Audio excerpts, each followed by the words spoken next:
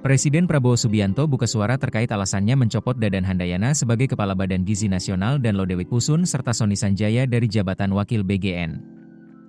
Prabowo menegaskan keputusan tersebut dibuat lantaran sebelumnya pihaknya mendapatkan laporan mengenai adanya kekurangan, kejanggalan, hingga indikasi penyelewengan dalam pelaksanaan program. Menurut Prabowo, kualitas kepemimpinan menjadi faktor penentu keberhasilan sebuah organisasi. Prabowo mengungkapkan bahwa keputusan untuk mengganti sejumlah pihak yang sebelumnya diberi amanah dalam pelaksanaan program bukanlah keputusan yang mudah. Namun, Prabowo menyebut bahwa ia teringat pesan almarhum ayahandanya, Sumitro Djoyoyadikusumo, yang selalu mengingatkannya untuk berpihak kepada rakyat ketika menghadapi keraguan dalam mengambil keputusan. Kepala negara menegaskan bahwa negara tidak akan ragu mengambil tindakan tegas terhadap siapapun yang mencoba menyalahgunakan amanah rakyat. Presiden bahkan menyatakan siap memperkuat kapasitas lembaga pengawasan dan aparat penegak hukum untuk memastikan program berjalan sesuai tujuan. Prabowo pun meminta seluruh kepala dapur dan sarjana penggerak pembangunan Indonesia untuk memperkuat pengawasan di lapangan serta tidak terlibat dalam praktik-praktik yang dapat merusak kepercayaan masyarakat terhadap program MBG. Presiden menegaskan bahwa keberhasilan program tersebut merupakan amanah besar yang harus dijaga bersama demi masa depan generasi Indonesia.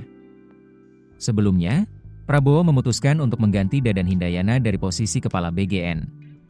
Bersamaan dengan itu, dua wakil Kepala BGN, Lodewijk Poesun dan Sony Sanjaya, juga turut diganti. Kepala negara kemudian menunjuk Nanik S. Deyang sebagai Kepala BGN yang baru. Adapun posisi wakil kepala diisi oleh Agustina Arumsari dan Mayor Jenderal TNI Trenggono. Sehari setelah keputusan tersebut, Kejaksaan Agung kemudian menetapkan Dadan, Lodewijk dan Sony sebagai tersangka dengan pengenaan pasal 603 dan 604 jungto pasal 30 UU nomor 1 tahun 2023 tentang KUHP. Direktur Penyidikan Jaksa Agung Muda Bidang Tindak Pidana Khusus, Syarif Sulaiman Nahdi menyebut ketiganya diduga melakukan markup atau penggelembungan anggaran pengadaan motor listrik hingga sepatu. Pengadaan motor listrik sebanyak 21.801 unit dengan total pengadaan sebesar sekitar 1 triliun rupiah. Selain pengadaan motor listrik, ada pula pengadaan sepatu yang juga digelembungkan anggarannya. Pengadaan 32.000 pasang sepatu yang tidak sesuai ketentuan dengan adanya markup. Ada pula pengadaan tablet sebanyak lebih dari 31.000 unit yang di-markup, serta pengadaan televisi. Pengadaan televisi 75 miliar rupiah sebanyak 5.400 unit yang tidak sesuai ketentuan dengan adanya markup harga.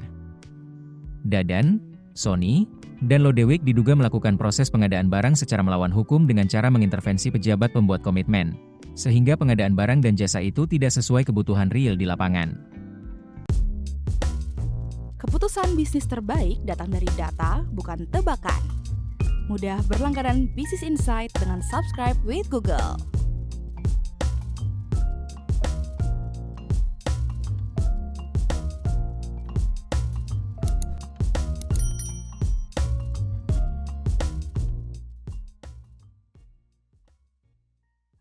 Download aplikasi Kontan sekarang di App Store atau Play Store.